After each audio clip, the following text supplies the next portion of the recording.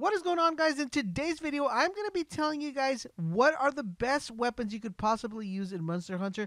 Now, there are three different categories in Monster Hunter as far as weapons. You have your light weapons, you have your heavy weapons, and you have your technical weapons. Now, all of these categories have different sets of weapons, and I'm going to be breaking each category one by one. We are going to start with the light weapons, but I want to know from you guys in the comment section down below, which one would you guys like to see next, the heavy weapons or the technical weapons? Let me know in the comment section down below. But let's go ahead and get started on the light weapons and how are they beneficial to you, and which one out of all these weapons do I recommend you guys should use when you start playing Monster Hunter. Now, that's going to be dependent upon if you're new to Monster Hunter or if you are already a super duper pro. Light weapons are actually pretty fun to use because they allow you to be very agile when you're using the weapon.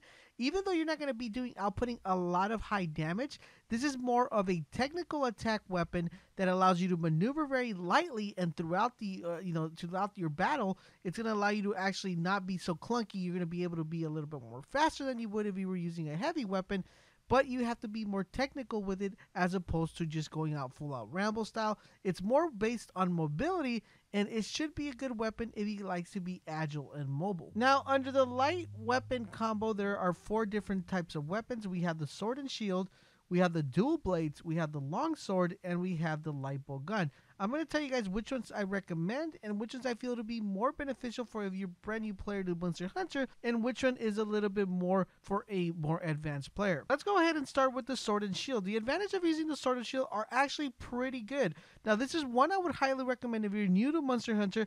Definitely pick up the sword and shield. The sword and shield will be your friend because not only will it allow you to block, but it will also allow you to output attacks. The nice addition of the sword and shield is that it will allow you to actually use healing items and your slinger while you still have your sword drawn. So not only will you be able to have your weapon out, but you will be able to use the healing potions and you will be able to use your slinger while having the weapon and the shield drawn, which makes it a really good weapon, especially if you're a beginner to the Monster Hunter series. Next up, we have the dual blades. Now, the disadvantage with the dual blades, if you come from the sword and shield, you're going to notice that you're going to have to sacrifice that additional defense that the shield will provide you, but it will also be beneficial in offense because what this is going to do, it's going to allow you to do more attacks per second. Now, this might be the fastest weapon in the current game that we have right now, as of, before any DLC or anything like that.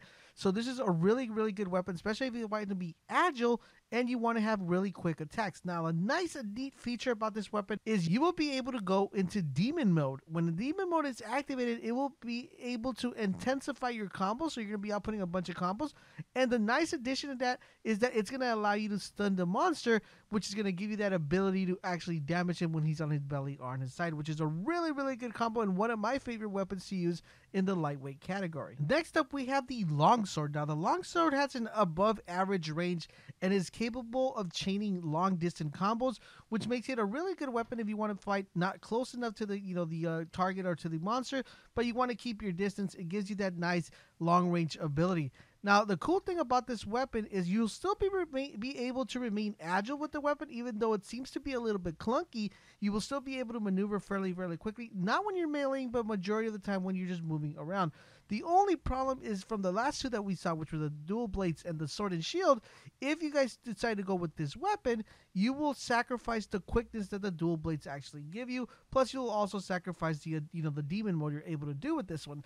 Not only that, but if you decide to go with this one instead of the sword and shield, you will also be sacrificing the protection for range and for more combo abilities. And it also will give you that special ability, the Spirit Blade, which makes it quite interesting. So it's kind of a give and take. I would highly recommend this weapon for more advanced players because it allows you to chain those combos and learn how to use these abilities, which will make it a lot better for raising the hunter's attack power. The next one is another one I want to recommend for more newer players, which is the light bowgun. Now, the light bowgun, it's very similar to the dual blades in the sense that it's going to give you more agility and speed, but unfortunately with this weapon, you're going to be sacrificing a little bit of defense and a little bit of offense. The nice addition of this weapon, though, is you will be able to avoid the monsters because since you're going to be agile and have a lot of speed, and rapidly unload shells into the monster for one steady amount of DPS. The nice addition about this weapon is you're definitely going to want to have this weapon in your arsenal if you're playing with a group or team,